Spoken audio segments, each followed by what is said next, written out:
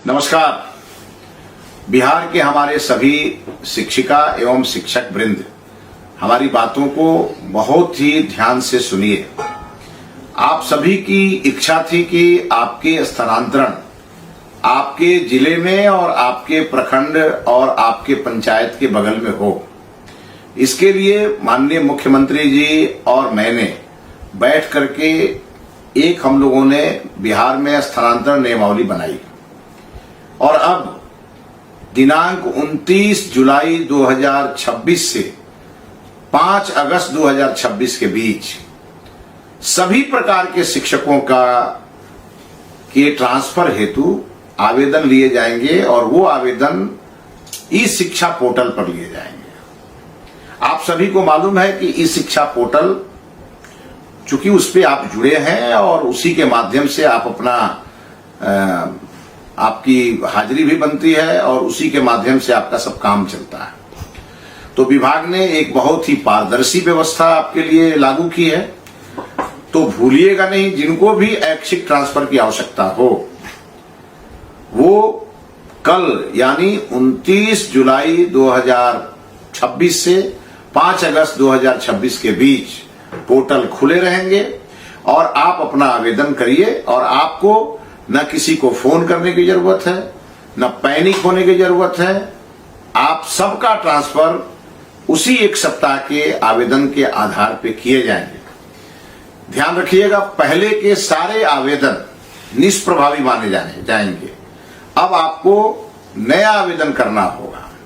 और साथ ही साथ कई लोगों को इस बात को लेकर कंफ्यूजन है कि टीआरई 3 वाले शिक्षकों को मौका नहीं मिलेगा।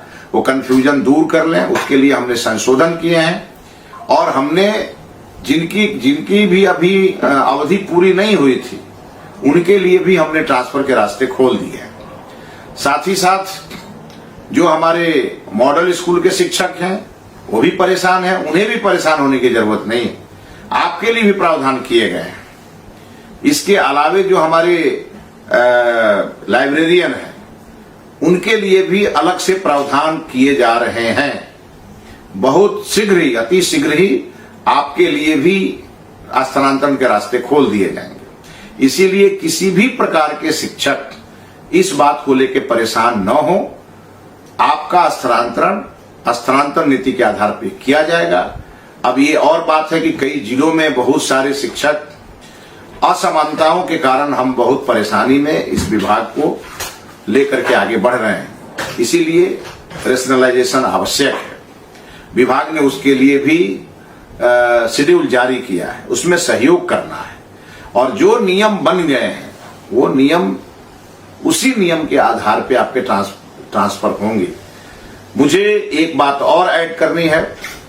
इस ट्रांसफर पॉलिसी के क्रम में और इस ट्रांसफर अवधि के क्रम में कहीं से भी मुझे कोई सूचना यदि मिली कि किसी शिक्षक ने किसी शिक्षा विभाग के पदाधिकारी या कर्मचारी को कोई रिश्वत दिया तो रिश्वत लेने वाला भी और रिश्वत देने वाला भी दोनों दंडित होंगे।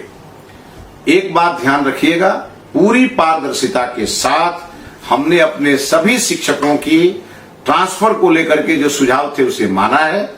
हम आपके लिए लगातार काम कर रहे हैं। धैर्य बना करके रखें और भी आपके जो समस्याएं होंगे उसका भी समय समय पर हम निष्पादन करेंगे।